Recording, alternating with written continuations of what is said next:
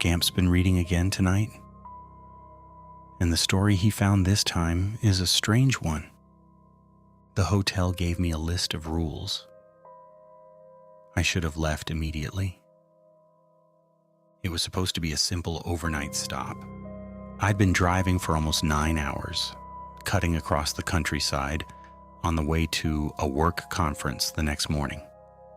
By the time I saw the hotel sign glowing through the fog, I was exhausted enough that I didn't care what the place looked like, which, in hindsight, I probably should have. The hotel was old. Not charming old, just tired. The kind of building where the paint on the walls had yellowed slightly with age and the carpet muffled your footsteps in a way that made the whole place feel strangely quiet. There were only 2 cars in the car park. Mine and another one I couldn't see properly through the mist. Inside, the reception area was empty, except for a man sitting behind the desk. He looked up slowly when I walked in. Not unfriendly, but not welcoming either. Just watchful. "Checking in?" he asked. His voice sounded tired, like he'd asked the same question 1,000 times. "Yeah," I said, "just for the night." He slid a registration card toward me and waited while I filled it out.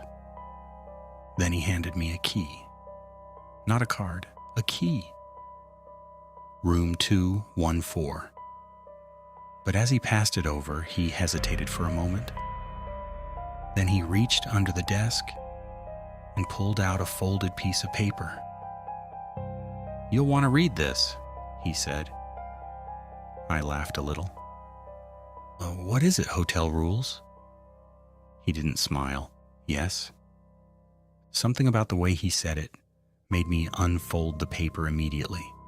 It was typed. 7 rules. Hotel guest guidelines. Do not leave your room between 12:30 a.m. and 3 a.m. If you hear knocking on your door during those hours, do not answer it. The elevators will not operate after midnight. Use the stairs if absolutely necessary. If the hallway lights flicker, return to your room immediately. Room 217 is not occupied. If you see the door open, inform reception. If someone knocks twice and says your name, do not respond. If the fire alarm sounds during restricted hours, remain in your room. I remember staring at the list for a few seconds before looking back up at the receptionist. "Is this a joke?" He shook his head slowly.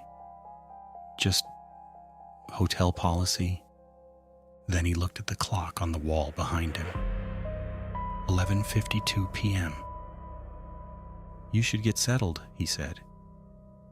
Something about the way he said it made my stomach twist slightly. But I was tired.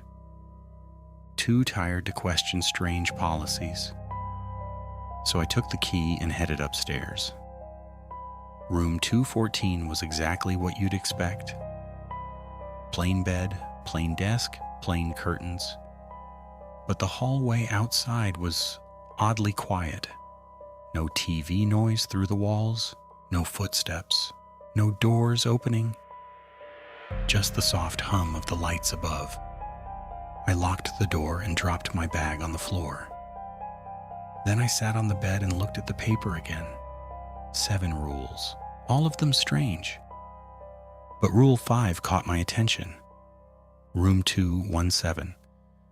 It was only 3 doors down from mine.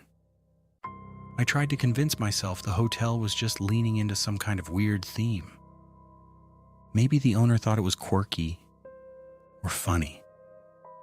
But something about that receptionist's expression kept replaying in my head. The way he hadn't smiled. Around 12:20 a.m., I started getting ready for bed. I brushed my teeth, turned off the lights, and climbed under the blanket. The hallway outside was still completely silent. Then at 12:31 a.m., I heard the first knock. 3 soft taps right on my door. I froze immediately because I remembered Rule 2. Do not answer the door. The knocking came again. Slow, patient, 3 taps. I stayed perfectly still in the bed. After about 30 seconds, the knocking stopped. I exhaled slowly. Probably just another guest. Maybe drunk, maybe confused about their room number. I tried to relax, tried to close my eyes. Then, from under the room door, the hallway lights flickered. Once, twice, and I suddenly remembered Rule 4. If the hallway lights flicker, return to your room immediately. As I was already in my room, I tried to just brush this off as faulty lighting. That's when I heard a door open somewhere down the hall. A slow, creaking sound, followed by footsteps. Heavy footsteps, moving slowly across the carpet, then stopping right outside my door.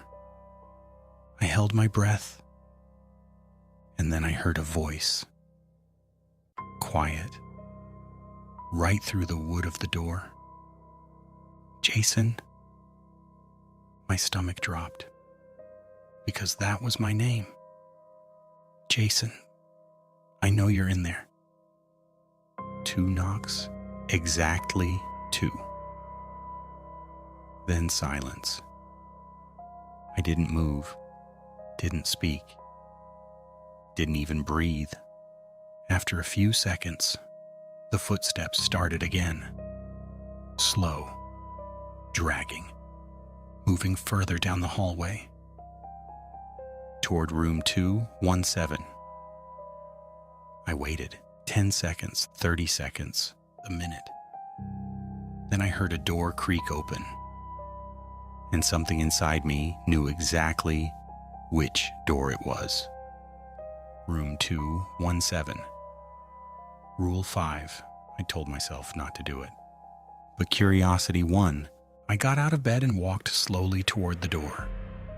Every step felt too loud. My heart was pounding in my ears.